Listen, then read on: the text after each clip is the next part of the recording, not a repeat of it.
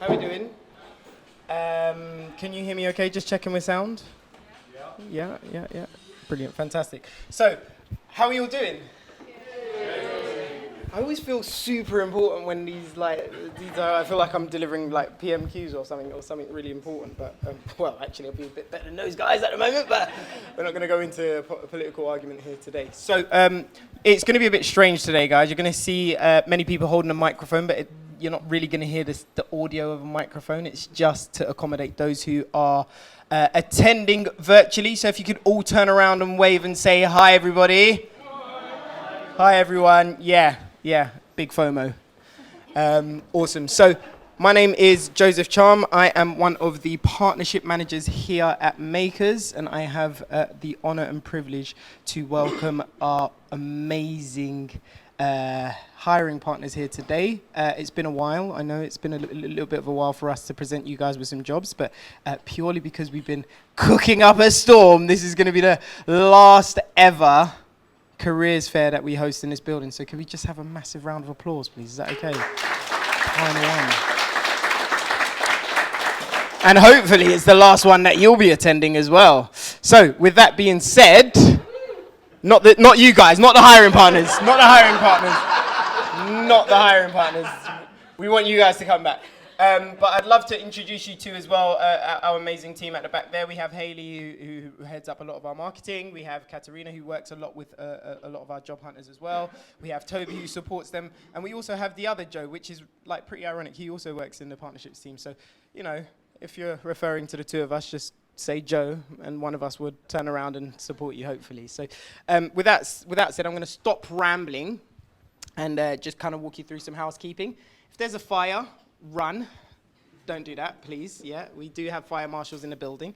I've been told that we exit the building via the fire exit, so follow the green signs. But again, our fire marshals will support you out of the building. And we're on the left. The left. Just like around that corner, so we can count you all. Yeah, I mean the corner of Thrall Street. Yeah, I can't ever pronounce that street name, so that corner is what you said. But don't worry, there'll be plenty of people who'll be walking in that direction. We also have bathrooms on this floor. I'm conscious that there are a lot of people that are here today, so we do have bathrooms on the third floor as well. They are gender neutral, so please feel comfortable to use them at your leisure. We do have refreshments, loads of refreshments, tea, water, and coffee. It's not really that imaginative, to be honest. It's just the standard stuff to keep you going. But first things first, it's a tradition. Everybody stand up. We are now going to be doing Simon Says. Oh, yes, everybody. I'm so sorry. If you're at home listening to me right now, then feel free to take part, although there's no one at home who could judge you fairly. And honestly, if you cheat, then that's on your own conscience. Bear with me one moment. Okay, is anybody not familiar with the concept of Simon Says or Simple Simon in some places? Does anybody not know how to play Simon Says? Fine, no worries, we'll just do a quick practice run. If Simon says do it, do it. If he doesn't say do it, don't do it. So for example, Simon says do this. Do this. If you did that, you'd be out. Very, very quick and easy, yeah? It's like very, very simple. Simon didn't say it, I said it, right? So you want to listen to Simon. Don't listen to this guy. You want to listen to Simon. Simon knows what he's talking about. You ready? So, 3, 2, 1. Do this. Right, sit down if you did that. Not a good start, everybody. 3, 2, and this is what I mean. We're just getting our morning brains waking up. Right, 3, 2, 1. Simon says do this. Simon says do this. Simon says do this. Simon says do this. Do this. If you did that, sit back down. Sit down. Sit down. If you touch, if you went back up the head, sit down. Right, do this. Sit down. Sit down.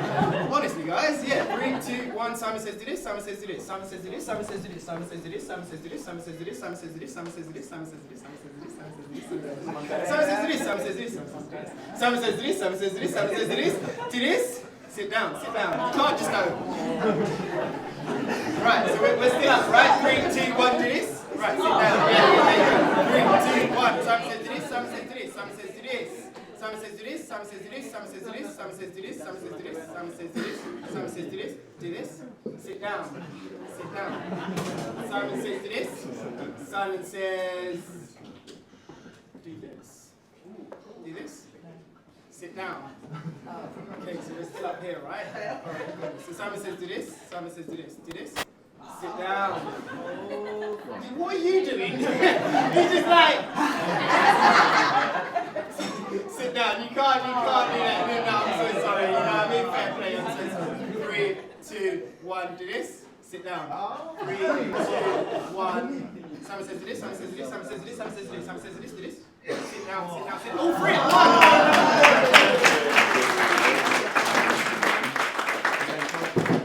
Wonderful. I know you're probably thinking, why the hell are we doing Silent Says? We're here to look for jobs, Joseph. But honestly, it's early. I wanted to get your brains active. I really want you to just be calm, right? There is a lot of pressure, a lot of nerves. You guys have been on this amazing, incredible journey, understanding, programming, learning. It's been hardcore, it's been intense, and some of you have been looking and searching for the right opportunity. I know what that pressure can feel like, and I just want to reassure you, we are here to support you. You have the network of people that I introduced you to here at Makers, but you also have these incredible organizations that we've chosen to work with who are also dedicated to provide you with the support that you need on your next step, whatever that may look like. So with that being said, please don't put too much pressure on yourself. The only thing I ask for you today is to just be your true self. You're all incredible. Speak. And let's have fun. Let's enjoy the day. Let's do it with a smile.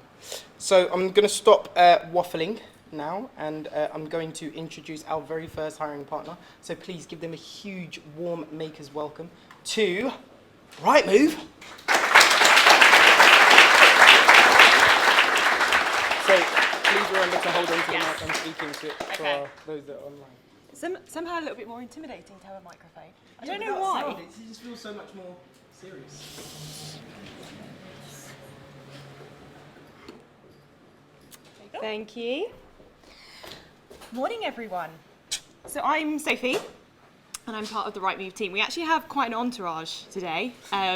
So I've brought some helpers with me. So I'm from the HR team, and then we have a mixture of some engineering managers. We have a original Makers person who can tell you through their journey. We have our technical director, and we have one of our talent partners as well. So a few of us to hopefully able to cover any questions you might have.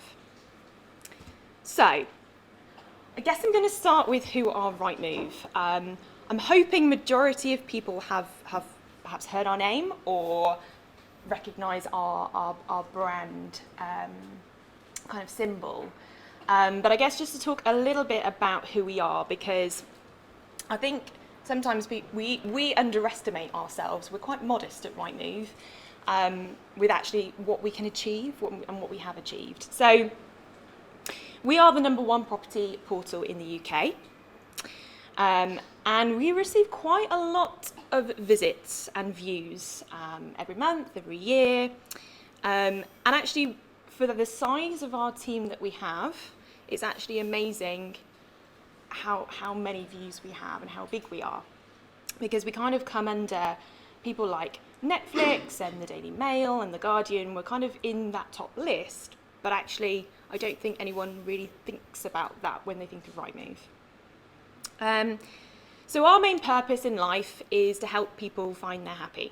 So I don't know if anyone has, probably most people in this room have either tried to buy a house or tried to rent before, and it can be an extremely stressful but also quite an emotional process. And our whole purpose is to try and make that process much nicer experience, more efficient for our main customers. When we talk about customers, our customers are estate agents, new homes developers, letting agents. So we kind of want to help them be more efficient and perhaps save some money. But also we want the experience to be really lovely. Britain has the UK has a real fascination with looking into people's homes. And I think that's why we've been so successful, because there's a kind of nosiness where people just want to see other people's properties.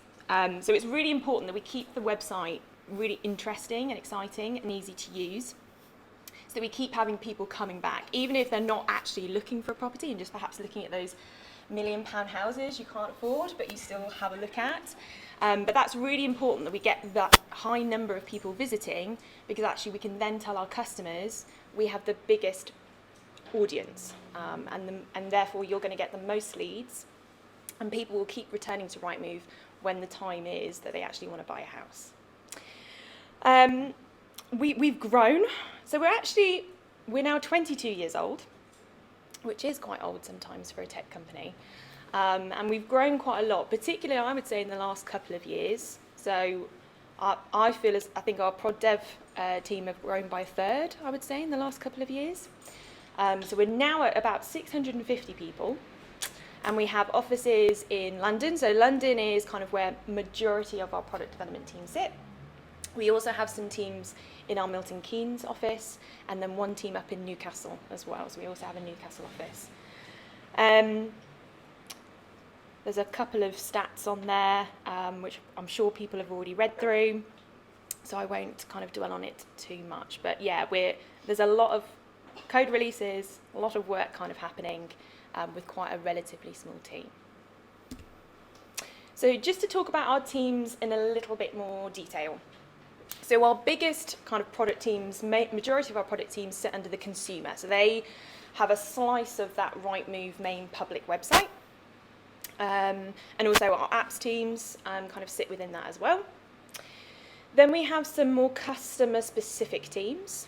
So again, our customers can have access to kind of reports and things to help them in their roles and jobs. And we also have a lot of data teams as well. So as you might imagine, we've got to make sure that when someone uploads a property, the address needs to be correct. So there's loads of data that kind of goes into Rightmove as well. We then have our architects and platforms teams. They're also really important to make sure that our engineers are being as efficient as possible and have all the right tools to do a great job. And then we have some internal customer teams. So again, because we've grown so much, we have a huge customer experience team, finance and sales teams, and they need the best best kind of software for what they need to do as well. So we kind of work in squads. So each of our teams will have a product owner, a product designer, mixture of front-end and back-end engineers, depending upon the product itself, and then a QA engineer as well. So just to talk through our roles, we're actually looking for both front-end and back-end engineers. And I think for this, what we're currently looking for, we're looking for around 8 in total. So front-end wise, there's a bit of information about tech stack. I'm not going to go through that because that's not my expertise. That's why I've brought my engineering people with me. But in terms of, I guess, the pathway that we'll be following, so front-end wise, we'll kind of take you straight from bootcamp. But for our back-end roles, we'll do some additional training with the Java, just so the Java programming, so you can learn a bit more and do some Rightmove specific stuff. And then we'll do that via the accelerator program as well with makers. So, that didn't come over very well, did it? Never mind. Yeah, you really can't read that. I wasn't going to read through this, but I feel like I have to now because you can't actually read it all. So I guess generally, and I think most companies offer similar benefit packages these days, I would say. So I'll read through them just because you can't read it. So it's 25 days. Plus the 8 bank holidays, and we also offer some buy and selling holidays as well. We do private medical healthcare, and we also do a cash plan scheme.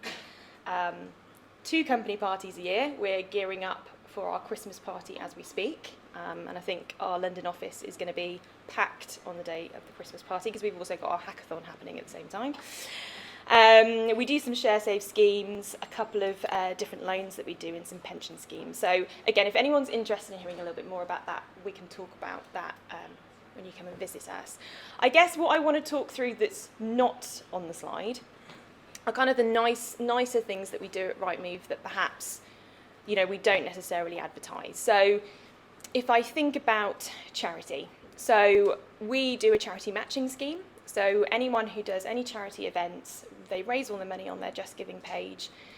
We will then match whatever anyone raises. So we're doing a lot of work with Centrepoint at the moment. So a number of our employees are doing a sponsored sleep out. where we pay for them to do that event. So Centrepoint is a charity we work with quite closely that helps homeless people, and actually it's around the corner from our Soho office, which is why we work quite closely with them. So charity is something that we are really passionate about and want to do a lot of work for. Cost of living is kind of a term that's been talked about a lot lately, and again, I guess this kind of demonstrates some of the values, I think, and I feel, with our senior team. So we call our senior team people and numbers because they don't like being called a senior team, which sometimes it's very odd to say the P&N team. But effectively, and again, this just kind of demonstrates how Rightmove does look after its employees. We decided this year to bring our salary review process forward. So normally it happens in January, but this year we decided to do it in October to allow people to benefit from a couple of extra months. And we've also done a cost of living payment as well, just to help people through the winter months. So again, I guess just a little bit of a demonstration of the values we try and adhere to. And the other thing I'd kind of mention is, I guess, we've always been a bit of a weird, we're in that weird stage of wanting to kind of remain a startup, but we're a FTSE 100 company, which is a really odd mix. And we're growing a lot, so we're having to introduce a lot more policy and procedures, which is, I think, sometimes a little bit painful for us because we're not used to having so much structure. But a good example of, I guess, the way we're still trying to maintain that approachableness and ensuring that people have the opportunity to put forward their ideas and perhaps challenge our leadership team. So our CEO, bearing in mind we are a FTSE 100 company, will spend 2 hours every month meeting new starters. So it's very rare that you will find a CEO who will actually dedicate that much time, particularly with a FTSE 100 company, to meet people. We have an open office. You can go and talk to him at any time, same as the rest of our P&N team. He even cooks pancakes for Pancake Day. So again, just to give you a bit of a flavour, I guess, of our values and how we tend to work. And finally, I'm just going to cover learning and development because I don't want to talk too much. But I think this is probably an important part for you guys especially. And obviously feel free to talk to Charlie, but also I think Dan, who's one of our engineering managers, is quite a good example because he actually started as a graduate and he's been with Rightmove 10 years? 11 now. 11 years. So again, very rare that you find engineers who have such longevity with a company. We actually probably have, I don't know, about 15 engineers now who have between, I would say, 5 to kind of 12 years with Rightmove. So again, you don't tend to find that in most companies. But we have access to Pluralsight. We give everyone in Prod Dev 10% time. So it's usually Friday afternoon when people start to do their learning. We do have kind of senior roles, engineering manager, principal engineers and architects. So again, there's kind of different pathways depending upon what you're interested in and what you'd like to go into. We do have engineers who move between different teams. So again, you know, you can learn lots of different things. And again, a lot of our Makers people have rotated to different teams to kind of learn different aspects of the website and different tech. We have a lot of active communities. So again, our back end and front end and QA have their own communities that they meet quite regularly to kind of share ideas and any new work that they're doing. And then I've mentioned the hackathon as well. So again, we get 3 days where it doesn't have to be Rightmove related. I was once involved in a fitness app. Can't remember, there was a dating app at one time as well. That was quite entertaining. So again, 3 days to kind of come up with an idea and then present it and potentially win a prize as well. So I think that's all I had to talk about. So I'm going to stop talking now. Round of applause.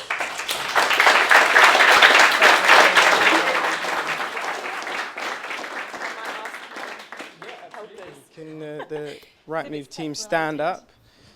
So we're going to have a quick Q&A. Are there any questions? Someone's looking at the questions on Zoom, right, as well? Fantastic. Okay, brilliant. Questions in here? Yeah, please. I'll bring the mic over to you first. So I understand there is 8 roles available. I would like to know if there are you are thinking of 4 are gonna be for front end or the front end, because I saw that there is gonna be a different path depending of which way is the role. Are you best placed to answer that question? Yeah, sure. That's a number in each. Yeah. Hi, I'm Elliot. I'm Technology Director. So the way that we have that broken down at the moment is, I think it's 2 front-end focus roles and 6 back-end focus roles. If you want to talk later on, we can also talk about sort of the locations of those as well, because some of those are associated with our London-based teams and some of our Milton Keynes-based teams. When we say talk about location, we're operating a 2 days a week in the office approach. So that's what I mean by location. Doesn't mean you're there the whole time, but that's sort of what it means. Does that answer your question? But come and see us later if you want to hear more about that or anything else. And Milton Keynes, I live there currently. It's a great area. Hiya. What's the culture like within the engineering teams themselves, sort of like socially as well as professionally? Yeah, sure.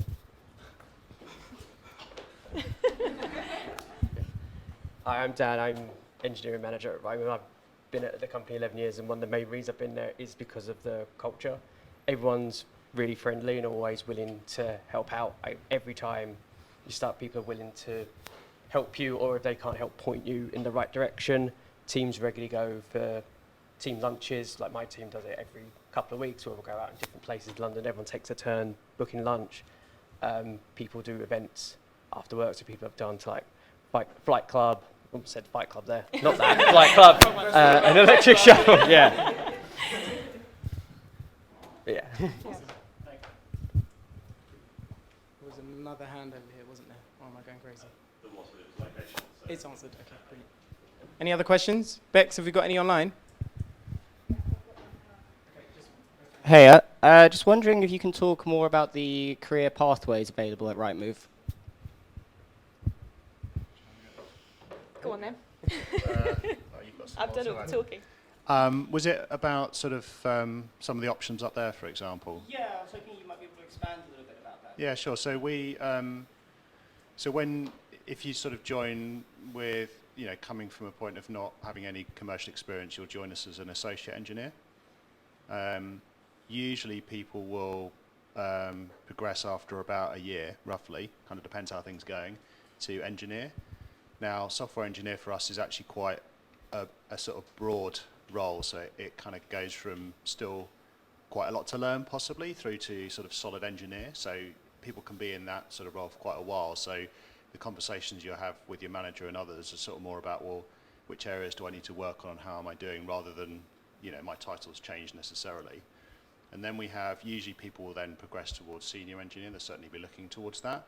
For us, what stands out there is you've sort of got the solid technical side, and you're probably able to deal with a lot more complex problems than maybe when you first started out. But also we're in particular looking at that sort of how your impact is sort of almost broader than your immediate work.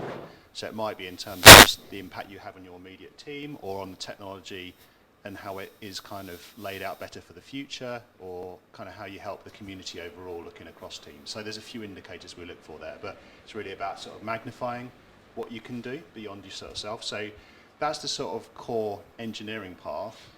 If you're someone looking beyond that, if you're someone who wants to stay really hands-on in engineering, probably the principal engineer path is the one you would want. That's very much a hands-on role. Tends to be more mobile, whereas the other roles tend to be sort of with a team for a while. Principal engineers are more likely to kind of get moved around, not like every day do a different thing, but sort of like on a bit for a few weeks or a small number of months, and then actually we need you over here. You'd be great here still, but we need you over here because you've got those particular skills. If you're someone who wants to kind of more work on having impact through people, then maybe instead of principal engineer, you might want to think about the engineering manager path, like Dan. And then we've also got, at that sort of level, we've got a number of architect roles as well, which is less hands-on than principal, usually requires the same sort of ability to look at the system overall, but is more thinking about our overall platform that we build on. And a lot of that is about consulting with teams to help them make the right decisions, but doing that, understanding how the platform's doing overall and where we want to take it next and so on. So it's easy to see if I drew it, but I'm trying to give you a verbal diagram of that. Again, if you want to talk more, or anyone else wants to talk more about that, I know it's probably something on your mind, thinking ahead to the future, then come and see us. Is that all right for now, though? Yeah, thank you. I'll take one more question from online, and then we'll... Well, okay, there's loads of questions here, so we're going to get the answers by the end of the day. So we can keep going, but we'll do this later. What's the hiring process like? Is the question. Yeah. So it would be an assessment day, so to speak. So we always do a mix of technical and whiteboarding. With then, and a big part for us is finding about your values and what you can bring to Rightmove, so what you can add. So again, we're also really keen to hear about how you've been working at Makers and maybe in previous roles, and how you like to work and collaborate across teams. So a variety of different things. That was quite a quick one there, so let's read a second one. Right. This is a long one, so I'm going to read it out. How do you ensure that your teams continue to evolve and stay agile? Rightmove was founded in 2000. Compared to Airbnb, founded in 2008. Do you see what Airbnb has done in the property space as an opportunity lost? Controversial. If so, how do you make sure you continue developing new products people love? That's brilliant. Who wants to take this one? How do you evolve and stay agile, in summary? I suppose you can answer that from the perspective of as a company, and also as a development team. So I'll start with the second one, and I'll say a bit about the first one as well. So, I mean, I think actually in the end, it comes down to always asking yourself, how are we doing, and what can we do to do better, and are we just getting sort of set in our ways, or could we try something different? And I suppose in some ways, although it's just a bit of fun, the hackathon's a way of people exploring different things and working with different people, trying a different bit of technology out, same with the 10% time. So that's sort of almost from a skills and sort of ideas perspective. Engineering managers in particular, but not just them, will be sort of thinking about the teams and how they're operating, and which teams need help to be more agile, or whatever else they kind of they could do to be better, or to be more fun to sort of work in. As a company, similar in a way, in that we've got to sort of say, look, okay, we may be market leader, and you could just sit back and not do a lot about that, but that's not very interesting. And also, you're, over time, that's dangerous, right? Because you get challengers who come in and sort of eat your lunch, so you've got to be careful. So, over the last few years in particular, we've focused on, as a company, on, I think, leaning on what Sophie was talking about helping the experience be better. We've realised that we can't do that by just sort of only operating in almost the classifieds part of property, where we put up some properties, help you find it, and then kind of hand you off to someone else. So we've got more involved, particularly in rental and mortgages, about the sort of rest of that journey for you as a user. So that's an example of where we sort of looked at where we are, thought, well, we could just carry on as we are, but actually, is that really helping out users as much, customers as much as we'd like? Is that really going to sort of in the long term help our investors as well? And so we've decided to kind of follow a new and exciting approach there, and we've got some people here who are working in some of those areas. So I think the overall answer is that you just got to keep looking at yourself and keep sort of saying, how could we do better, and how can we make things interesting as well at an individual level. You guys got anything to add? I think that covered it well, to be honest. Right. Wonderful. Thank you. Massive round of applause for Rightmove, please.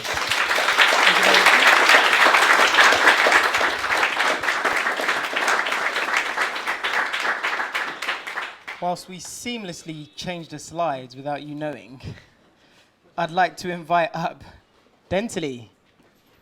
Round of applause, please, for Dentally. Ross.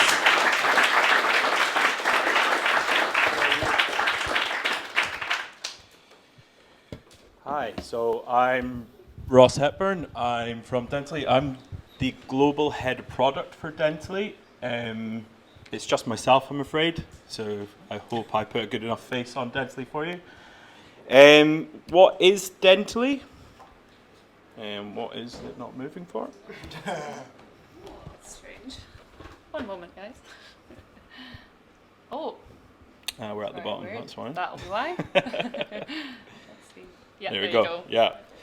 So what is Dentally? Dentally is basically software that runs a dental practice, from interacting with a patient at home to when they're in practice, taking clinical data, communicating with the patient, treating the patient all the way through. We have two products, Dentally PMS and Dentally Portal. And what we're focused on is empowering more dentists to provide more effective healthcare to more patients. Our North Star metric reflects this in that it's the number of patients treated per week that we track. Patients is the most important thing we look at. Yes, our users use our software. Our users, we have 30,000 users. We have about 250,000 appointments a week that go through Dentally. But our patients are number one. You might have seen what's going on in the news at the moment within dentistry, the challenges post-COVID and everything else that's going on there. Our job at Dentally is to make sure patients aren't pulling their teeth out, aren't stuck in pain all the time, that we can help dentists and their practices be super efficient and effective in caring for those patients. And that's why it's not amount of revenue practices make, it's not number of high value treatment that patients pay. It is the number of patients that we treat per week is our North Star metric, and that's for all our squads. They all feed into that North Star metric because that is what's important, and that's why we get up each day to do what we do. Dentally stacks so Dentally is a monolith, a Ruby on Rails monolith with an Ember.js front end. The monolith comes from where we were originally, where we're in the UK. However, 2 years ago, Dentally was acquired by a large American company, dental software company. I joined Dentally back in 2014 as the second hire. I was a junior engineer at the time there. And it's been some journey over the last few years because of some of the things we did through COVID and how we've scaled there. And this other company saw what we were doing and thought, we want to help you, we want to invest in you, and we want to help you grow and look after more patients. So that was Dentally, and then we also acquired another company called Dentally Portal, which was someone who was using our public API. They were working for their wife was a dentist and saw that they were using Dentally, and we had this public API. And he was an engineer himself and thought, I could probably build something like an online appointment booking system for patients. That might be useful. He built that, and then when we got acquired, we reached out to Jack and said, hey, do you want to come join us and we can work even closer together? Dentally is an engineering-led company. Like, I say that as the head of product, but it is an engineering-led company. The co-founder was an engineer. The main hires were engineers. We think about engineering first. That's why we have the API. The Portal stack's a Node.js app, Angular with TypeScript. So how we work at Dentally is we work very much in the empowered team principle. All our squads are multidiscipline, product manager, designer, tech lead, and then a team of engineers. Those teams own their objectives as teams. It's nothing dictated down. It's not, yes, we have a company strategy, but these teams are the ones closest to our customers. They're the ones who know the pain of the customers the most. So it's very much those teams have those objectives, and they collaborate really closely within that team to try and achieve those outcomes. We work in 8-week cycles. It started with, you might have heard about it before, Basecamp Shape-Up system. We've kind of diverted slightly from that, but it's quite a nice system where we allow teams around 6 weeks of building time with that 2-week cool down, 6-week buildings where they're focusing on trying to achieve those objectives. And then the cool down is time for where product takes a step back and it's just the engineers' time. Engineers can focus on tech debt, they can focus on bugs, they can focus on learning new technologies that might benefit them in the future. That's their time, and it's a really nice system that's working really nicely for the team. One thing I realized I missed here, and it's because I don't even think about it, but having heard just the previous speech and other thinking about more that's going on, Dentally is completely remote. It's a fully remote first company. We've been remote since 2015. We were remote before it was cool to be remote.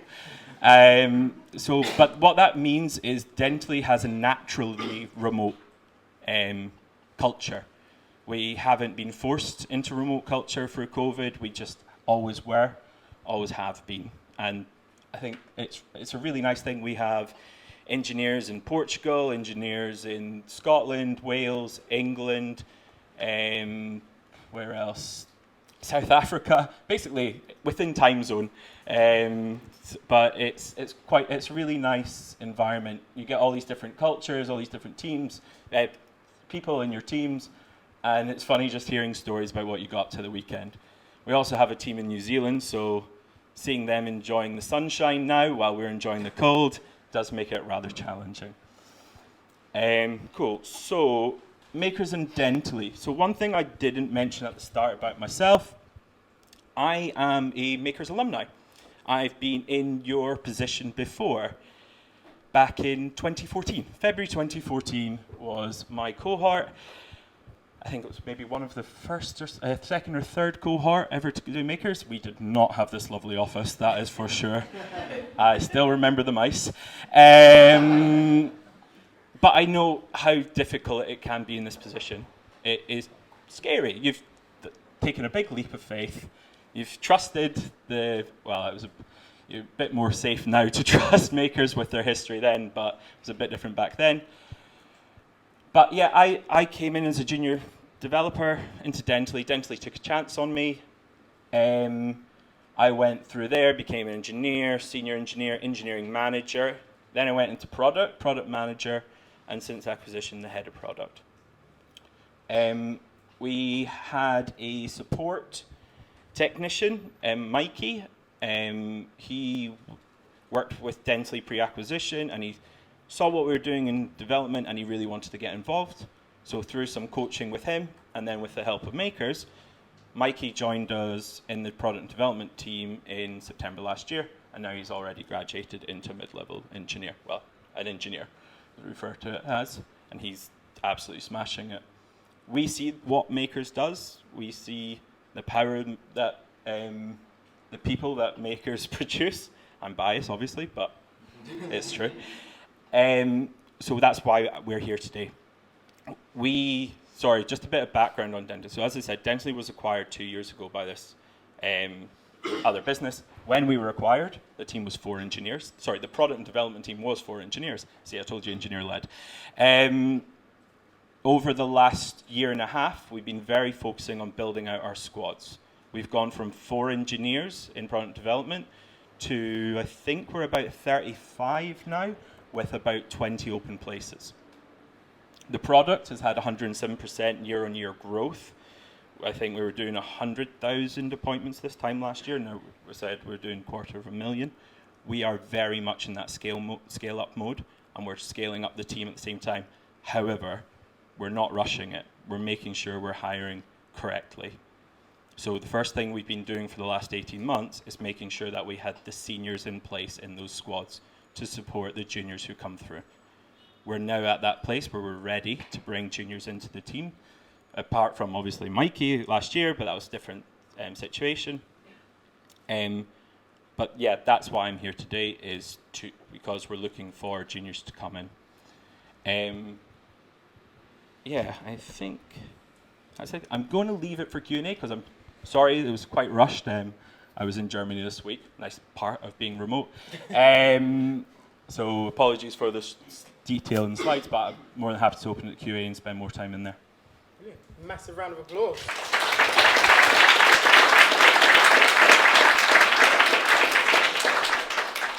It's always super refreshing to have the testimonials of former makers come in place and see the different journeys that they go on. Any questions? Gosh, yeah, would be at the back, wouldn't it? Thank you. Great presentation. Are you exclusively employing with makers or open to? We've got job openings everywhere. Right. Yeah, okay, so thank you. everywhere. Any more for any more? Yep. There's just a question, with it all being fully remote, does that bring flexibility with working hours as well, or is that generally, you mentioned time zones, are people generally working the same kind of times each day? Yeah, no problem. That's a good question. So, remote culture, remote work, why would we not give that flexibility? We try and keep meetings, company meetings, as few as possible throughout the week, and so that it gives the teams that leverage to have that flexibility and control of their times. For example, I tend to try and work half a day on a Friday because I like to have my longer weekend or get back up to Scotland, go see my parents or whatever, so I'll maybe do a couple of extra hours in the other day. You're contracted to a certain number of hours when you work those hours, as long as it works with your team. Yeah, do whatever you want. Do we have any questions online? We do. I'll come to you just a minute. Right. 3 in 1. What does the onboarding process look like, and what is the senior to junior ratio? Let's start there. Cool. So our onboarding process, well, I'll talk about the interview process because that was a question earlier, so I'll touch on that for us as well. Our interview process starts with a quick call with our head of engineering, who unfortunately couldn't be here today because he's flying back from New Zealand. That's just more for us to sell you the company, let you know why Dentally is an awesome place to work, and kind of what I'm trying to do today, but also make sure that it is a place you want to work. Dentaly's remote culture is a bit tricky. It isn't for everyone, and it's really good that we make people aware of this before up front.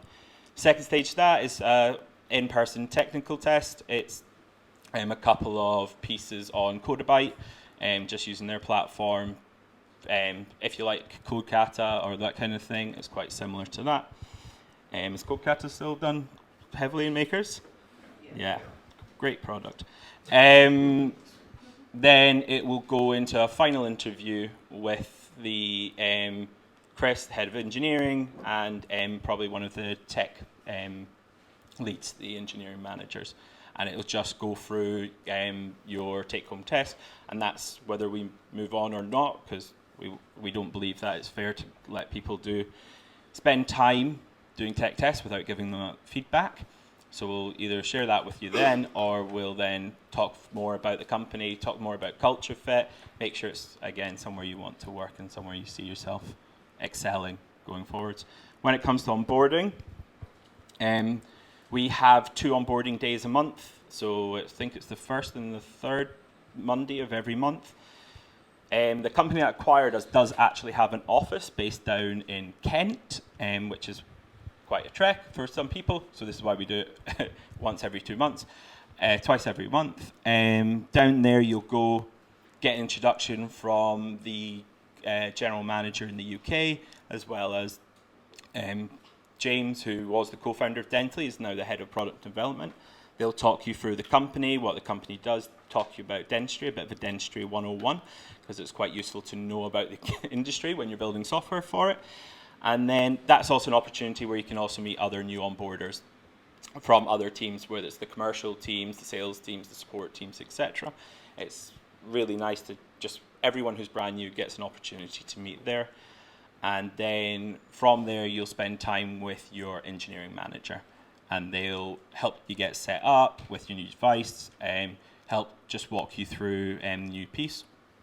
For juniors, what we're doing, and we've just started this recently, is the progression curve for juniors is you'll come in and you'll work within our internal support teams.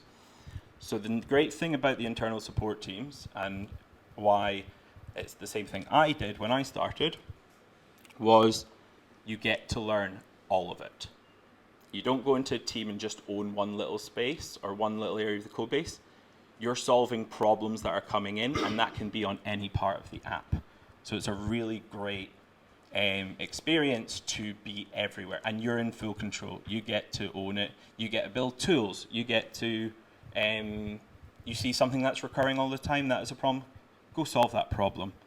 You're closest to it. Go fix these problems. We're problem focused.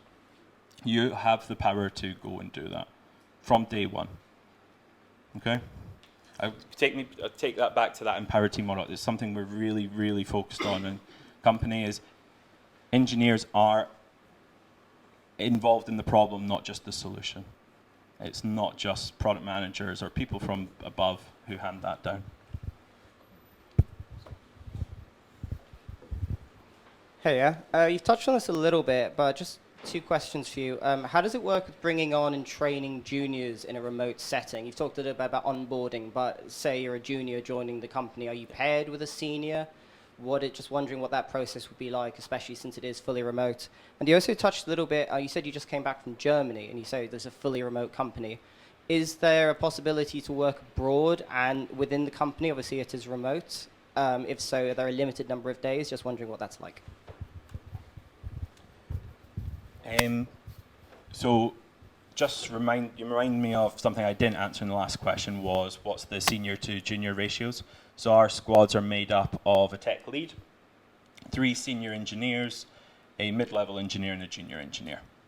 The main reason being is that those seniors, because remote culture is harder, you're not sat right now down next to the person the whole time. Spending 8 hours on Zoom is hard, so we don't expect people to do that. That's why the senior to junior ratio is so high, is to make sure that those juniors have all the support they need when they come into the team. And so you will be working within your team. Your seniors will help you from that day one. They'll work on the first initial projects with you. They'll help get you, they'll probably most likely pair with you. It changes team to team, but there's 3 seniors there and a mid-level engineer who's been working there for a while. They're there to support you and work very closely with you. That's why it's not for juniors to 1 engineer, which is normal, and that works fine, but it is harder in a remote culture, so we have the balance slightly skewed the other way. In regards to traveling, so I'm not 100% sure. We have an engineer in Portugal, so there must be something in place, who is UK based, but I think there's the whole tax issue, which is like 30 days or something, I think. But nice thing about having a big American company work with you is they have offices all over Europe. So if you need to move, I'm sure we can figure stuff out. As I say, we've got someone in Italy, someone in Portugal, someone in Spain, someone in France, someone in South Africa. If it needs to travel, I'm sure we can work it out. Great, thank you. No problem. Any more? Yeah. I think we've got time for one more. Yeah, one more. Got time for one more. A bit about customer acquisition. Are you growing? What's the rate? And are you expanding across the medical industry? Yeah, so Dentally, when I joined Dentally, we were at a nice, beautiful sum of 9 dental practices. Obviously just MVP, growing. Then at acquisition, we were at 620, with a lot of them due to COVID, being the only cloud-based solution during COVID, a pandemic, when everyone needs to work from home. Dental practices are impacted more so than anyone. And we did a bit of a pivot with our roadmap to really help those people. And I'll come back to that after this. We're now, if I remember, I did write it down, but I think we're almost at 2,000 practices. We've had 107% year-on-year growth in regards to number of practices. As I said, for example, I think with 30 million patients now on the product, 250,000 appointments a week. Just short of 2,000 practices, 30,000-ish users. But one thing about our users that we have to deal with is our users live in our product 8 hours a day. It's not quick 5 minutes on the app and then gone again, and hundreds of thousands. It's 30,000 users who do this job 8 hours a day, and our product is their job. They live in our product, and we need to make sure that we're always thinking about that when we're developing the product. I just want to come back to COVID. COVID was obviously a challenging time for everyone, and for dentists very much so. My parents are optometrists, so I know that kind of similar industry firsthand. During COVID, I watched my parents have to go in full PPE every single day just to triage the patients who they couldn't even come into the practice. But all the software was all server-based in your practice. So they had to go into the office every single day in full PPE because you had to, because you were working next to each other and it's a medical facility. Dentistry was impacted the same, but a lot worse. But we still needed to take the pressure off the NHS.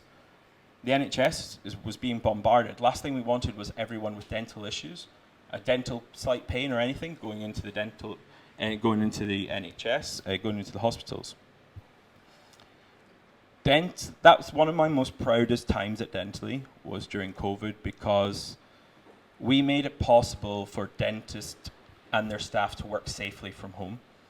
They could triage their patients, they could look after their patients, and they could support their patients all from home.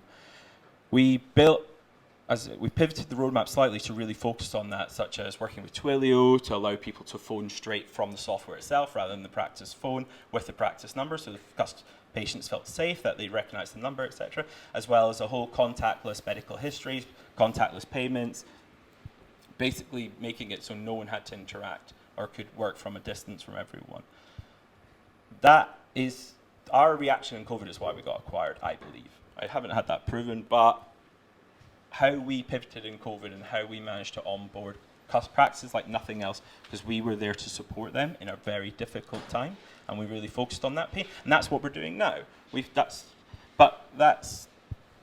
That's just, sorry, it's a story I just want to share. It's a story I share in a lot of interviews because it is the power of what we can do with our software. It seems weird. Oh, it's a dental PMS software. What's the impact on the world you can have? It's actually massive. As I say, we've got 250,000 patients. That's patients who are in either pain or needing to be treated and looking after their oral health.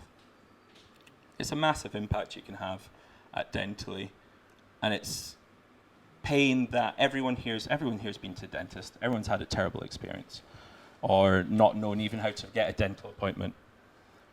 And that's what we're looking to change. So anyway, thank you for listening to my rant. Round of applause. Thank you very much.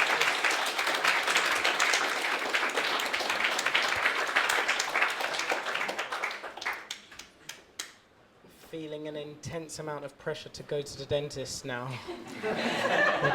Book an appointment. I was just running my tongue over my teeth throughout the whole talk. Yeah, this is the reminder you needed. And now we are going to have the amazing Wonder Medical. Could you give them a massive round of applause, please?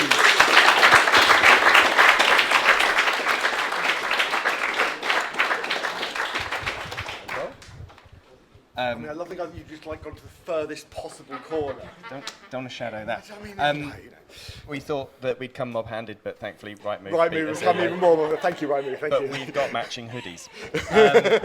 We are Wonder Medical. This is our first careers fair at Makers. Live, in person. Live in person, at We've least. done, First of all, who are we? We'll start off this end. I mean, it kind of says it up there, doesn't it? But yeah. So I'm CTO. You can read my information. I'm not going to do any more than that. But hi, nice to meet you all.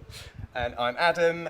You'll notice on our little bios there are 3 Makers icons, because 3 of us are Makers alumni. Speaking of which. Yeah, I'm Dash. I'm one of the 2 junior devs. I've been here for about 3 months now. So. Cool, thank you. So I'm Pam, test lead at Wonder Medical. Been with the company since end of July, so about 4 months now. Yeah, I'm Frank, one of the 2 junior developers as well. Been here for 3 months. Yeah. Thank you. We're just going to race through the slides. So who are Wonder Medical? I'll pass over to you for that one. Hey, thank you very much. So we've been around for about 3 years now. We, in a funny way, like Dentally, we kind of came to the forefront during COVID times. We primarily work within cardiology and oncology, but actually work with the kind of global healthcare community. We grew up out of the need for cardiologists to really understand and educate themselves. It's an incredibly fast-moving and fast-paced part of medicine, as is oncology. And during COVID, it became very difficult to attend events and kind of be in person for proctoring, which is when doctors teach other doctors to do things, and things like that. So we actually built an events platform specifically for healthcare professionals and medics within those environments. Out of that, we understood the need they had to continue the conversations they were having at events, online and offline. Very difficult to have secure communication as medics globally and find the right medics to talk to. And we saw a kind of hole in the market there. So we now have, and in fact it launched 3 weeks ago officially. Yep. Yes. An app-based product, it's also online, that will become the communication and productivity tool for healthcare professionals. We offer the ability to find educational pieces, journal pieces, information, other healthcare professionals in their area, and communicate, and this is above all the most important thing, securely to various compliance levels globally. So healthcare professionals can feel secure the fact that their information is not going to go anywhere else than the person they want. The final part of this, and then I'll pass it over, otherwise it gets a bit drony, is that we have a kind of we can specialise in a noise-free environment. Medics, healthcare professionals, people in the health profession in general have incredibly busy work lives and probably really busy social lives as well, and they don't need to be bothered all the time from various touch points. So the purpose of Wonder Medical is that we offer them the ability to see what they want to see, when they want to see it, and only what is important to them. And we've proven this within the kind of events and education side of things, but also work on advisory boards and trials, both with medics and healthcare professionals, and we're just starting to work with patients as well on the trial side of things, and many other things that kind of touch that healthcare world. Anything I missed out? Probably, but enough for now. There you go. Over to you. So from a more technical side, the platforms, we have a mobile app on Android and iOS that we've built in React Native using Expo to help us build that. And we also have a web app, which is Ruby on Rails, which has grown over 5 or so years from a video streaming and video content platform into this more wide and varied communication tool. We have recently added things like video calling and live streaming into the mobile app as well. So if you were a attendee at one of our virtual events, you can join a chat room essentially, which would not only give you the ability to discuss the event, but would display the live streamed video content at the top as well.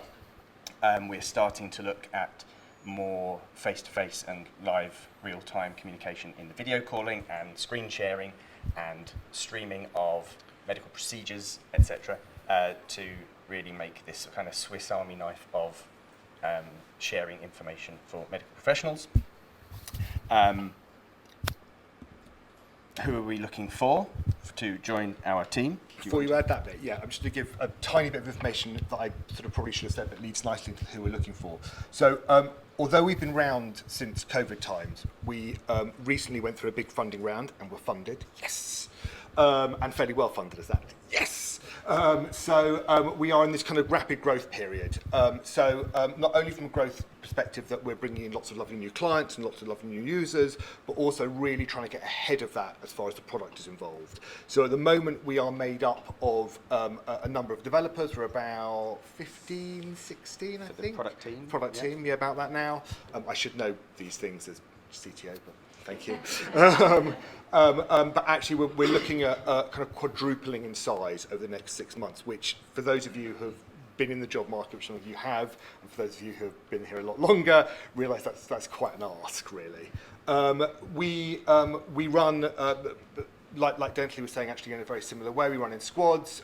We have more or less a one-on-one mid to senior to junior developer balance within our squads, and everyone moves around. So, we will be doing support and bugs, you will be doing new features, we move around quite quickly. We like to have experts in specific areas, and then we work on a kind of a sort of a Spotify, Adobe tribe way of working, in that if you become an expert, you then join a tribe of your experts and have those lovely conversations yourselves and help all the other new people that are coming in, so that's awesome. So hopefully that moves us on to that.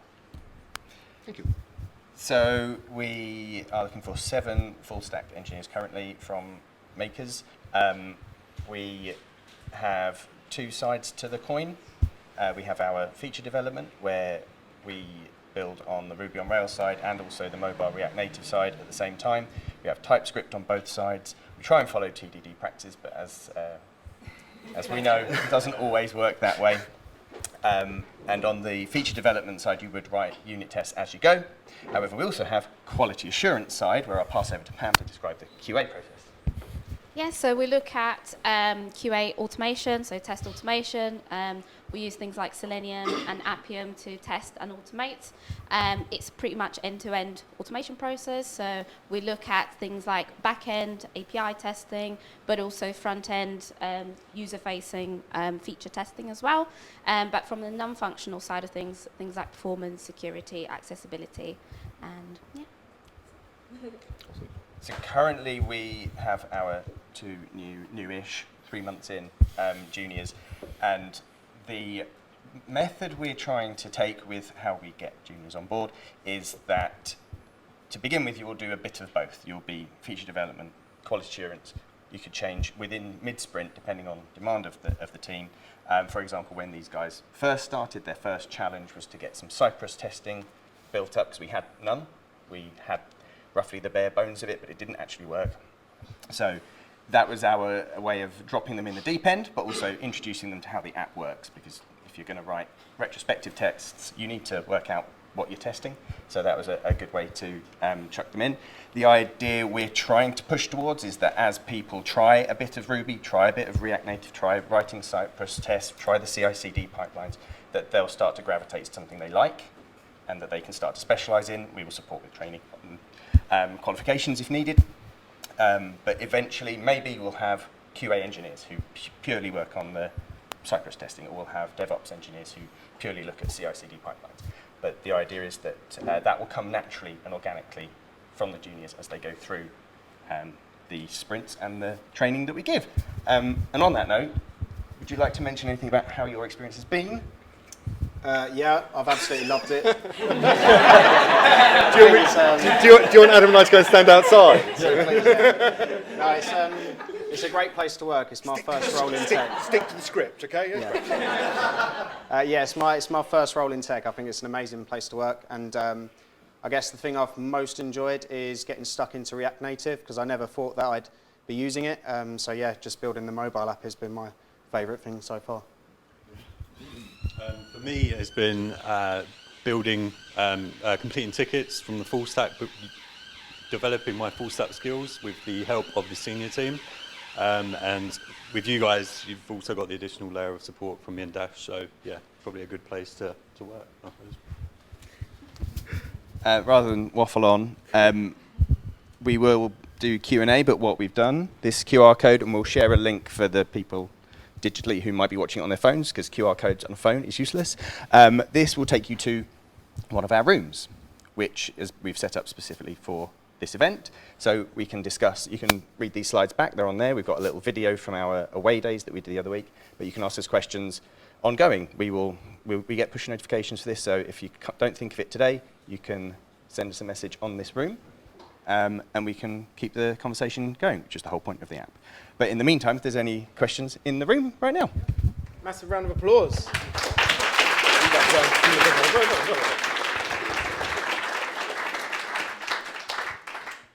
Right, so questions. Sorry, I'm right in the middle of the QR code. Let's keep an eye. Yeah. I'm going to go to the back and come back to you, yeah? Sorry, I don't know if you said that. Are you fully remote or? Yeah, so we didn't say it. So it's a good question. Thank you for prompting us. So we are as a company hybrid. As a team, we are remote. So we have an office in London. You're more than happy to work there. We have lots of people who are fed up with working in their bedrooms or in their kitchens, and they come in all day, every day, and it's great. We're a sort of High Holborn, Chancery Lane area. But as a product data and engineering team, yeah, absolutely remote works really, really well, and we're fine with that. And the same with kind of working times as well. You know, we like to work together, we work well together, but if you want to work late to the night, have a slightly later start, and as long as we know about it, yeah. If you want to work weekends, we offer days in lieu, all those sorts of things. So, yeah, hopefully that answers the question. Hiya.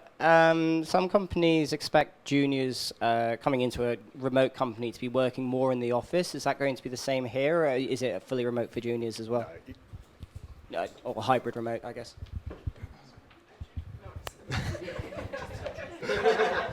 Just pass it to you. No, the reality is it's lovely seeing people, it's lovely being with people, but we also understand that everyone has their own needs and feel comfortable in their own spaces sometimes, so no, juniors can absolutely work remotely. We have people working all over the country as well as all over the world, so we've just got very used to it. Any other questions? You got any online, Bex? Funding as a startup. How many funding rounds have you had thus far? Are you offering equity? Good questions. Yeah, great question. So we've just been through our first round. We're heading into our second round. So that's really exciting for us. So that's where we are. Second round will start in March, April of next year. So we've got a decent runway ahead of us, sort of way into what year are we in now, 2023, 2024, until we actually have to sort of start thinking about anything. We're also starting to make a profit as well as an organisation, so that sort of stretches our runway. Runway meaning the money we've been invested, sorry, for those of you who don't know. And, sorry, Bex, what's this? Options. And yes, everyone gets options, so very much so. We are very much into employees being owners and being responsible and being part of the organisation. One thing I didn't say, and I get a bit emotional about this, but I genuinely wake up every single morning excited to go to work, and that's been in the 20-year career that I've done. I think that's ever happened. I get to work with people who I've known for many years, people who I've worked with and loved in other positions. We are building a team of people who genuinely care about each other, which again is really rare. So yeah, not trying to sell who we are to you guys, but it is unusual to have people who actually want to support one another and be there for each other. Just thought. Similarly to Was the it 'cause I was dental thing. rambling? You're getting a bit emotional, Okay, and I remembered that. It's embarrassing when I cry, isn't it, on stage? Yeah, every time. We are cardiology focused. We are our CEO is a former cardiologist. When I was going through the interview process, when Max had just started here, I've worked with Max before. My dad had angina and had heart operations, and I thought these guys, the platform that they're using, could save people's lives in the future, and that made me want to work here more. And whether it will make you want to work here too. So I chucked that in. It's good, Chuck. Oh, one more. One more. Go on in.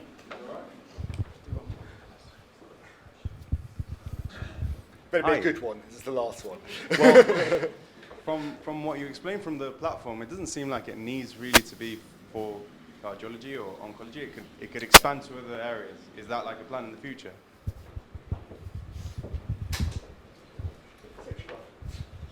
Yeah, I mean, absolutely. We specialise in cardiology and oncology because it's the area we know at the moment. As Adam said, our CEO Justin is a cardiologist. We've got some senior oncologists on the team as well. So it's they're easy routes to the people we understand. We are working within dentistry. We've worked with Invista, who's a big American organisation in the past. We are working with lots of European NGOs as well, especially out in Ukraine at the moment, talking about saving lives, linking up doctors with patients who may have been put out of Ukraine or still in Ukraine but in hiding. And then there is, and I know it sounds big and bad and often evil, but it's a reality of the world we're in. There's also pharma as well, which obviously goes across all medicines. And we also work with some of the major US hospital groups as well, working on trials. So that's not just within cardiology and oncology. That's just where we started. Massive round of applause, please. Thank you very much, sir.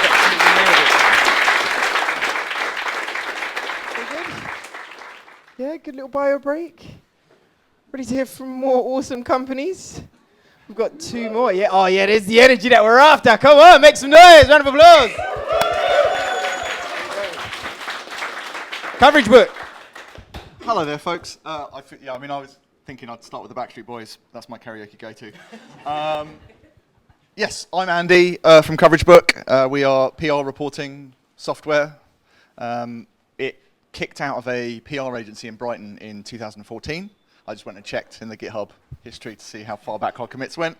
I joined in 2016. I'm the CTO. So we had two products. We had CoverageBook.com and AnswerThePublic.com. We just sold AnswerThePublic.com to an American company, which is very nice. I run a conference for Ruby developers in Brighton once a year called Brighton Ruby. And I do a little newsletter, onerubything.com, which is like a little bit of Ruby every 2 weeks. Yeah, so this is the team. Unfortunately, this is a weird format images. You can see it on the thumbnail, but that's Dan. That's Emma at the top. She's a Makers alumni from 2016. She went to work at GDS and then joined us 3 years ago. She had the weirdest joining ever. So she resigned in January 2020 and joined us in April 2020. She lives in Brighton as well. I delivered an enormous monitor to her house and then waved at her from across the pavement. It was very funny. And that's Mark. So that's our entire development team. The whole company is 11 people. We have 2,700 customers. About half in the US, about 30% in the UK, then Australia and other countries as well. This is the other thing that I do. So let me step back a little bit. So I was at RailsConf in the US speaking, and they do a thing when the room is full of like 700, 800 Rubyists, and they go, whose first conference is this? And then like literally every time a third of people put up their hands. Now obviously that's not all people who are brand new programmers like yourselves. That's also people whose first conference it is. But it struck me that in talking to like the Makers folks a few years ago now, and Lewagon, another bootcamp in London. Yeah, I thought you might be them. They seem like nice people. You're all nice people, it's fine. I think most technology companies do a bad job of juniors. Like you've probably found, if you're looking for jobs already, you're looking at the market and going, oh, I don't have 3 to 5 years experience, which is like the default thing, right? Yeah, so I have sort of a master plan for the Ruby community. We're a very friendly bunch as a sort of programming community. And I want to try and fix that, to try and find a way to encourage companies of my size to hire junior folks. It's too easy for companies where there's only 4 people in the dev team to go, oh, I'm not sure we're a great place for them to land. And what that comes from is wanting to do a good job for folks, but then feeling a bit scared that you might fuck it up. So we're not going to fuck it up. This is a mentorship program that's available if you're particularly keen on Ruby. I know you'll have done JavaScript and other languages and stuff, but if you, like me, I started programming in Ruby in 2007. Yes, I do look really good. Actually, my hairline was exactly the same back then as well. It's a tragedy. If that's your community that you think you want to work in Ruby, please sign up for this. It's volunteer mentors, half-hour calls, basically whatever you want. If you want to pair program with them, that's cool. If you want help with your CVs and stuff, it's weird. I put up a website knowing I had a spreadsheet and some mailing list software, and now there's like 400 pairs of people in the world. This is since July, so yeah, do this. It might help you. Coverage book. Anyway, pitching the actual thing I'm here to pitch, and who paid for my travel. We are mostly 2 large Rails apps. Fairly standard Railsy front end, no React, no nothing like that. The job, we're looking for 1 person. So my idea here is it's a 1-year contract, and then after that you'll be ready to go and get your next job. And the reason I'm doing that is not because I don't like you in advance. It's because I want to be able to do this again, and we don't want to grow our team hugely. So my idea is I'll just do this every year, perhaps every 6 months if I can get it past the team. I wanted to hire 2 people, but the team said 1. So what I would like to do is hire someone, and then in 6 months' time, maybe you're the person who's onboarding the next person for a year, and then we'll try and roll it every 6 months and get this going. And the reason I talked about the first Ruby friend thing is because I want to then bundle this up and give it to other companies and say, this is how you do it. Like every company's different, right? So a big VC-backed company who's taken loads of money will have a very different environment than my 11-person company, profitably run, privately held, all that stuff. It's going to have a very different vibe, but there are universal things that I want to do to help junior folks get their first job in the industry. Specifics of this job, planning for 20% learning time. Will help you find whatever that is. We're based in Brighton. It's lovely in Brighton. It's by the sea. We've got big sand and everything. So I think, whilst we've always been remote friendly, we're mostly South Coast based, like from sort of Seaford to Shoreham to Worthing. And we're thinking a couple of days in the office, because some FaceTime I think is good. I don't know. We'll have to work it out with the person who joins us, right? And it'll probably be different for different people. So I think some FaceTime is good. You may disagree, having met me later. Yeah, so there is a job. I would love you to apply. It's going to be a fairly straightforward interview process. CV, cover letter, small tech test that's literally sitting on my computer that I was trying to work out what a good tech test for you folks would be.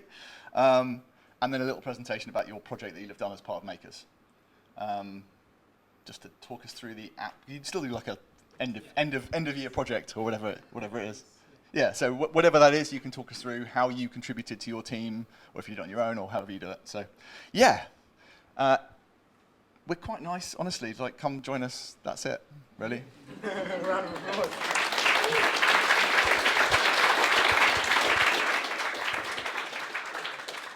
Really important fact there. They're quite nice. So, yeah, hold on to that. Questions? Yes. Can you give us kind of a flavour of what the product roadmap looks like, what you'd be working on if you took the job? No confidential stuff, don't worry. There is no confidential stuff because there's no plan. So because we're a small team, we similarly operate in kind of a 6-week kind of cadence, and we all get together. So we literally had one last Friday. We all get together and we decide on what we're going to work on next, and scope it down so it's only 6 weeks. We have in the last couple of years we rebuilt the whole product inside the product. I would not recommend that to anyone who's planning a big rewrite. That's no fucking fun. So yeah, I would say we don't really have. We know. So Gary is the founder, and between the pair of us, we sort of have an idea of the sorts of projects we'd like to do. We hear stuff from customers. We have things that we think are good for the industry. We have man, the database is slow kind of projects. So we have a bunch of projects, and then we sort of work it out amongst ourselves. It's not a bun fight. We just sort of have a sensible, grown-up discussion and go, what should we work on for 6 weeks? This seems interesting. And there's room in that for individuals in the team going, I really want to fix this thing, or this seems really interesting. Can I explore that for a couple of weeks? So it's very self-driven. I think when a junior joins us, I think the plan will be to take some of that work and then snap off little projects, little tasks, and try and scope them really well. Because I think that's certainly as you come out, certainly your first couple of months, you'll want to be doing bug fixes across the whole app and doing tech support, and just to get an idea of the flavor of what it is we do and our particular style. But yeah, there isn't a giant roadmap. We're profitable. We don't have to worry about that. As long as the number of customers goes up every month, I'm cool. So that's product planning 101 from Andy. You're welcome.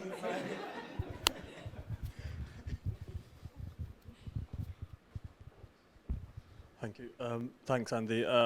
I love what you're doing. I've already signed up to the mentor. I have a mentor who helps me, and we catch up and speak every 2 weeks or fortnightly. So awesome. I love what you're doing. Thank you very much. It's more of a general question than more of a question about the company, your company. Currently I'm applying for jobs, and I'm trying to balance JavaScript and Ruby. I would rather prefer Ruby, but when I'm applying for jobs, I get more hit rates with JavaScript, and I don't really get any replies from Ruby jobs that I'm applying for. Why do you think that is? Because you mentioned it early. Is that me, or is it a general thing? And why are companies advertising for junior Ruby roles, not giving juniors entry-level juniors a chance? Yeah, sure. I can do big it. question. Andy does general careers. Honestly, yeah, I think that's an issue. There's just a lot. So JavaScript runs everywhere. It runs in the browser. There is a perception that JavaScript developers are cheaper. So therefore, that's my personal. This is all supposition. I don't bloody know. But JavaScript there's just more JavaScript jobs out there. There are, I think, and that's because you run it on the server, you run it on the front end. There's kind of I don't know. I love Ruby. I think it's an incredibly expressive language. It's a really nice Japanese man in charge of it. It's lovely. It works really, and certainly Rails. We're two Rails apps. It works really well for the sorts of software that we're building. There are some things that Ruby's no good for, or you could do it, but why would you do it, right? And that's a much wider window than its naysayers would say. Same as Java, same as Python, same as any of these languages. They've all got similarities and things that they're good for. As to why specific companies aren't responding to job ads, I don't know. Just let me know who they are. I'll see. I might know someone inside. Like, I've been doing a Ruby conference for 10 years, so like I know people now. Yeah, and that's part of what I'm trying to do as part of this both job and the wider system I'm trying to build around it. Yeah, I am trying to fix some of that. Have you got any questions online as well? None online. Have I answered them all? That's amazing. Thanks. You touched on it briefly during your presentation, but what do you think other companies of your size do wrong when it comes to helping juniors out and developing their careers? And furthermore, do you think that model you proposed of a one-year contract, do you see the downside of there perhaps not being a long-term incentive to develop and train a junior? Thank you. So in terms of what I'm proposing for other companies, they can do what they like. I'm trying to put together a curriculum and a sense of how you should onboard juniors. In terms of why I think this, so interesting. I was chatting to some the Wagon grads, Anna, Boo, and they actually quite liked the one-year thing, and I was surprised because I thought it would be something that people weren't interested in. But then also, no offense to my funded friends, if you're raising money in April, I was in House Trip. Anyone know House Trip? No, didn't think so. It was an Airbnb competitor in 2014. I joined when it was 25 engineers, 30 engineers? No more. Product team was enormous, right? It went away. They couldn't raise because they said it's travel. Travel's hard. So yeah, like funded companies have different incentives for you as an engineer. We are incredibly stable, and part of our stability is that we're not growing our team. Just like a venture-funded company, like the Wonder Medical folks were saying, like they're looking to quadruple that. I'm not looking to quadruple my team. That changes my job entirely. So yeah, I think it's different strokes for different folks, really. Like it's only a year, but you guaranteed a year. And I'm not going to say there isn't a job at the end. Like it might really work, and we might go, do you know what? This really worked, and we'll change it. But like it's going to be a conversation, honestly. Like I don't know how this is going to look in a year. I don't know if this is going to definitely work. But I'm grown up enough to believe that I will be able to help that person if it doesn't work. I guess it's kind of like, yeah? No? I don't know. We do have a question online. A question about how you support juniors Yeah. to learn. We know there's 20% time. In Yeah. the job spec, you say there's lots of pairing. Can you tell us more about lots of pairing and anything else you do to mentor your juniors? Well, right now I don't have any juniors. So this is, again, pilot. In previous careers I spent some time with Pivotal Labs in my personal career. They do 100% pairing. They're a sort of very different company. They used to tape makers folks, I think, back in the day, but they've got Pivotal Labs, the agency got hired away, and this sort of disappeared as a company. But yeah, so the idea is that I want to be flexible enough within it to let people learn how best they learn. So obviously, like there is individual work, there is pairing with Dan or Emma or Mark or me. There'll be weekly one-to-one chats with me so that I can be accountable for your learning. Andy, this isn't working out for me. Andy, can I get more help with this? I don't feel like I understand this. Can we work on something? Yeah. So it's going to be fairly customized because it's one person. So I don't really have a giant program. I'm trying to put together, like I said, trying to get something that's the right scale that another company could steal it. Well, I'm going to give it away, but like other company can take it and then change it to their particular context, right? So a fully remote company is going to be different from our partially remote company. It's going to be different from a come to the office company, right? But there will be commonalities, and it's trying to find those commonalities and then as an organization commit to helping people as they start their careers. So yeah, I don't know, again. Yay. Andy gets up, says he doesn't know what's going on. Come work with him. Yeah, hey, just on a kind of more different slight tack. You say you have the two Rails apps, and that it's a PR reporting agency. Like, could you describe just a bit more about what the app actually does, or the kind of normal workflow or the normal kind of, the average kind of. Yeah. What the hell does PR What do you reporting? do? Yeah. What does PR reporting tool mean? Good question. Effectively, if you're on a PR agency, you can imagine like you've got coverage in the papers.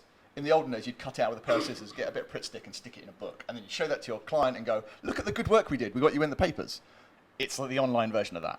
So it's like you give us a bunch of URLs, we go and find a bunch of APIs, take screenshots, do stuff, and then help them build a really nice report to prove that they're doing good work. And so this works for what you'd think is PR, like floating shit down the Thames, or what you would think of as like Nike watching, who's talking about their latest trainers, or Adidas worried about Kanye, or or even like charities. So we've got some really great charity customers who like have one book that they constantly add the coverage that they get from their social media, from their events and things like that. So it's actually got a really broad use case, but it's sort of like proof of work for marketing, typically used so that you can keep getting paid your agency fee as a PR agency, but like also charities raising money, internal teams. So yeah, it's kind of like we make a pretty looking thing if you give us some URLs, basically. Awesome. Round of applause.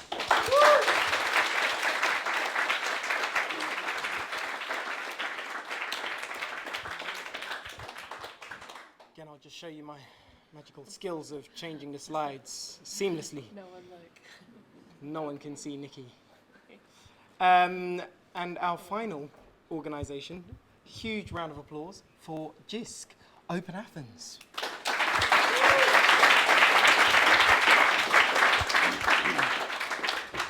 Good morning, all. So here's to talk to you about early careers at Open Athens. My name is Simon Timms. I'm Software Development Manager, and this is Rob Smith, who's one of our full-stack software engineers. So what is Open Athens and who are we? So we're a global we provide a global leading single sign-on solution that's used for research and education. We have 2,600 organizations with 5 million users in over 65 countries. We're part of a wider organisation called JISC, so JISC do lots of other things, and they are a not-for-profit focusing on education, research and innovation. That's very much focusing on the UK. I guess that's where Open Athens is a bit different. We are focusing very much kind of globally. We've been around for over 25 years, and we're kind of regarded as a leader in our domain. And you may well have, if you've been to uni, you may well have used it yourself. That's a kind of little picture of our kind of authentication point there. And at times you may not even realise you're even using it because it'll have your institution brand all over it. So I'll just kind of talk about what single sign-on is. So you basically, your institution, so that might be you work for the NHS, or maybe you work for you are a student.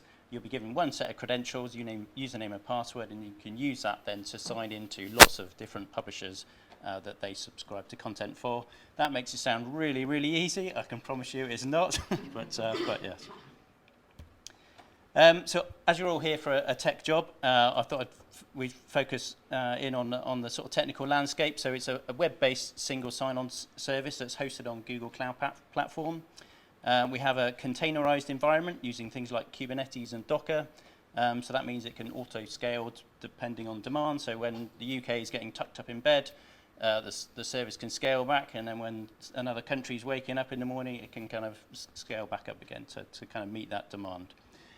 The application architecture uses microservices architecture, so the code base is all broken down into very sort of functional small services. So when a user makes a request to our service, it could then go off and call multiple different microservices to actually fulfill that request.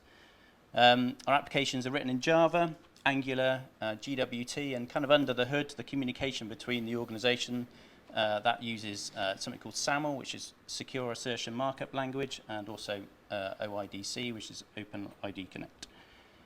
We also make use of continuous integration and continuous delivery. Still got a little bit of a journey to go in some areas, but we've made fantastic progress on that. And if that's something that's interested you, we don't pigeonbox people and say, you're a Java engineer and that's all you do. If you can think of an improvement to one of our processes or to our pipeline, then we very much encourage people to get involved in that kind of thing. And in terms of how we do development, Rob's going to explain a little bit about that. Thanks, Simon. Yeah, hi everyone. So my name's Rob. I'm a full stack software developer at Open Athens. I actually have been with Open Athens for just over 3 years, and I initially joined on our service desk. So obviously, you know, I can personally speak to the sort of career development opportunities, which has been a really positive experience for me, and other people as well. I've gone through that same kind of journey, so that's, you know, really nice. And yeah, I think I'm going to tell you a little bit about how we do development, a bit about what the day-to-day looks like, some of the practices and you know, we put into place, some of the things we do, give you a bit of a flavour for that. So I guess the first thing is just sort of as a high-level overview. We have 2 Scrum teams, so we follow kind of a Scrum methodology. So we divide that up to 2 teams. Each team sort of takes ownership of some products, so there's a lot of flexibility within that. As Simon was sort of alluding to earlier on, we have some products that kind of primarily face our library customers. That might be your universities, your kind of you know, institutions like that. Some products that are more focused towards a publisher audience. There's a lot of flexibility within those teams as well. So, you know, engineers will work on all of our different products and services over time. Yeah, when it comes to actually sort of delivering features or fixing bugs, whatever it may be, we typically work in small groups. So it could be pairs, or it could be you know, a slightly larger group, depending on the needs of the individual piece of work, really. And that work could involve like pair programming, so it could literally be screen sharing or coming into the office and working together, or it could just be sort of dividing up a piece of work into logical units, getting a few people to work on it, and then checking in regularly to make sure we're all on the same page. And my experience of that has been that it's generally a better way of working than going off and doing stuff individually. Obviously, if you're working with someone else, you're going to potentially have someone to bounce ideas off, someone to, you know, help you if you get stuck, but also you're more likely to come up with probably a better solution working together, I think. So that's sort of a, you know, really positive thing. As Simon was saying as well, we use microservices, so multiple different sort of services talking to each other, which means that a change in one place can have an impact somewhere else. So that requires a lot of communication and coordination between our teams, between individuals. So that's obviously a very important part of the job. I think that also logically leads on to talking a little bit about behavior-driven development, which is a big focus for us. So when we're planning a piece of work, when we're sort of working on you know, a feature, for example, we'll typically start by defining the kind of what that change looks like to the business in a kind of business specific way, using kind of Gherkin syntax typically, which, you know, I think a lot of institutions use. And that also helps us to work with our QA team to automate our testing as well for that feature. So we have a QA team who support both of our Scrum teams, but as developers, we take a lot of responsibility for making sure that a piece of work we deliver is properly tested, from unit tests to integration tests, and we use tools like Selenium for that as well. So that's a big part of our work is doing that. On the, you know, as I say, we partner really closely with our QA team to make sure that we kind of deliver that together. One thing I didn't mention on the Scrum side as well, which I think I do really want to say, which is really nice, is that in our sprint reviews, we have really good buy-in from across the business. We have very high attendance from our service desk, sales, marketing, all different teams, all the different kind of stakeholders in the product. And what that means is that when you're, as a developer, working on a feature or a change of any kind, you can really feel like you're, you know, the other day you were speaking to a person who is a stakeholder in that and who has a direct interest in what you're doing, so you feel very close to the results of what you're doing, which is really nice. So that's a sort of a big part of, I think, our company culture as well. So yeah, that's a bit of a sort of a flavour of what that sort of process looks like, I guess, day to day. As far as some of the technology goes, Simon was saying we use Java, so that's sort of a lot of the day to day is Java development. We have started, and we use GWT as well. I think you mentioned that in your slide. We've started using Angular for some of our newer products, and we use SAML and OIDC as sort of a higher level of abstraction, I guess. SAML and OIDC are kind of the protocols that our products use to talk to both each other and the wider world. So those are kind of industry standards as well for authentication and authorization, which are 2 different things. Another big part of sort of the day-to-day as well is personal development.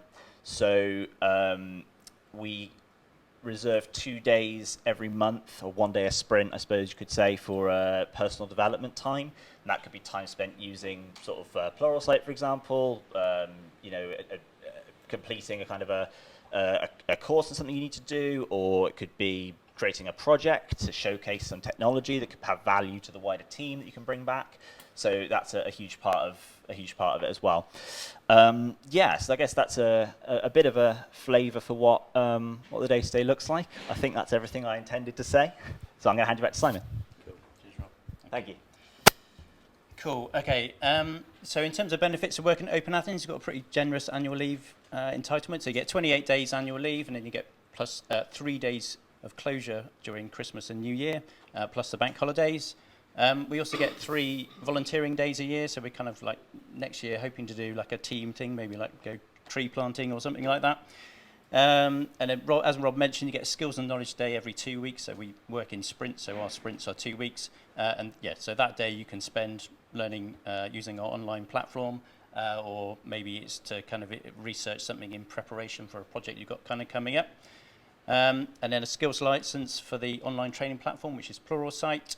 We get discounts on big name high street stores. You get an app on your phone and you can get like 5% off at Sainsbury's and hotels and stuff like that, which is pretty cool. And then you get £250 allowance to equip your home office, so that's for things like a desk and a chair or whatever. And then pretty generous pension contribution. We get 10% from an employer, and then that's 5% from an employee perspective. And then also quite new is you can basically work remotely for 30 days a year. So that's something a lot of the team are looking forward to using, including myself.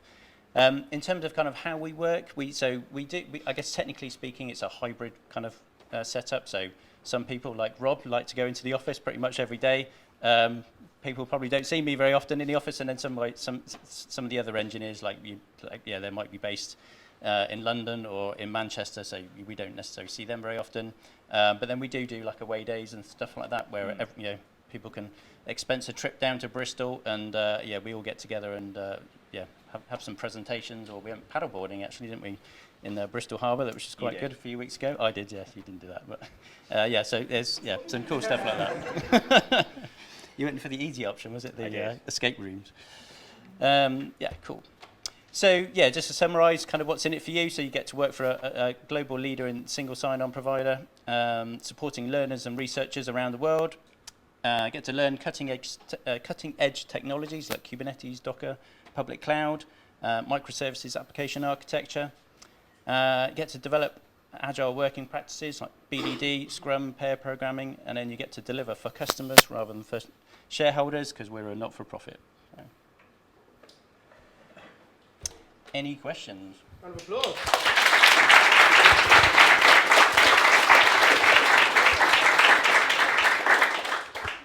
Wonderful. Straight in. Love it. You're asking loads today. Good. Hey, how you doing? You mentioned about building up a home office, but also only having 30 days remotely. Can you clarify about that? Thank you. Yeah, so the 30-day remote was more geared around if you want to go and work from Spain for 30 days. The £250 allowance is very much around kind of like working from home and stuff like that. So so you can work from home as much as you like, but the 30 days was very much around like overseas working. You can work for 30 days. So. Great, thank you. Nice. Yes. Hello, hi. Could you tell us more about on one hand, the interview process, but also onboarding process? Because like there will be Java, this is not the language we're familiar with. From this perspective, I guess there will be some extra support and to make sure that we are up to the task. So thank you. So the recruitment process, I tend to having a more of an informal conversation to sort of start with. And then after that, we've got like a platform we use for doing technical tests that we can just send to you. You can do it in your own time. And then after that, it kind of goes on to an interview that will be with myself and probably Rob and one of my senior engineers. And that we kind of get people to present a project that they've kind of worked on, that they can sort of talk us through the code and stuff that they've done. So we can see their coding style, and things that how they've kind of implemented. Maybe they've got used TDD or whatever. And then we can ask questions about that and see how that goes. And we tend to also get people to think about maybe a user story, kind of what was the kind of the purpose, and then how did you evolve that to like a solution. So that doesn't necessarily need to be a presentation. You can just talk through it. So that's kind of like the recruitment process. And in terms of then onboarding people, so we because our product is quite complex to get your head around. So we'll actually have people from the service desk that tend to like run training courses on different parts of our service. So we focus very much on you learning the product first and how it works and who our customers are, and then after that we'll get a developer to work with you to sort of introduce you to the code base, our processes that the developers then use. And then we'll then maybe get you to do like a bug fix or something like that, so you can get familiar with that yourself, and maybe do that a few times, and then depending on your sort of progression rate, then you can sort of move on to maybe a feature next. So it really depends on the individual how quickly that process is, because I'd say there's because all the microservices and stuff that it involves, it can be quite difficult to kind of get your head around. So.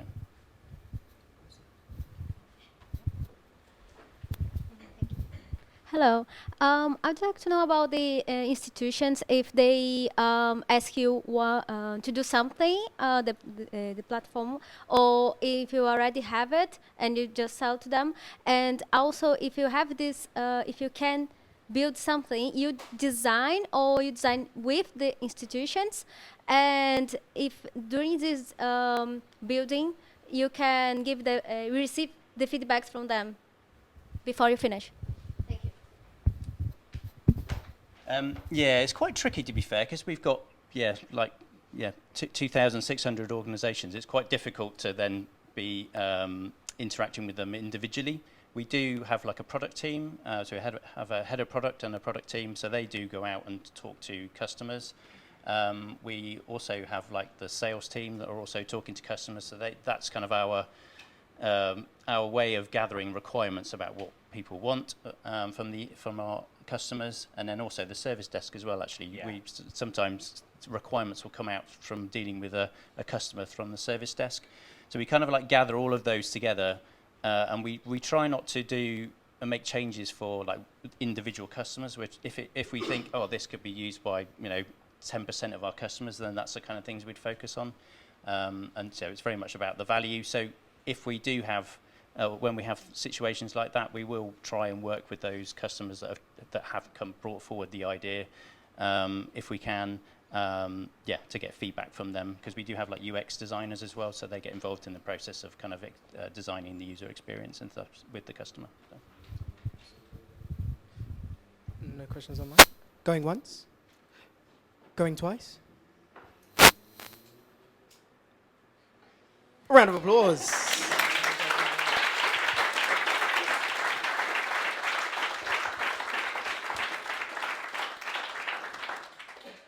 It's that time, ladies and gents, and everybody. It's time to network.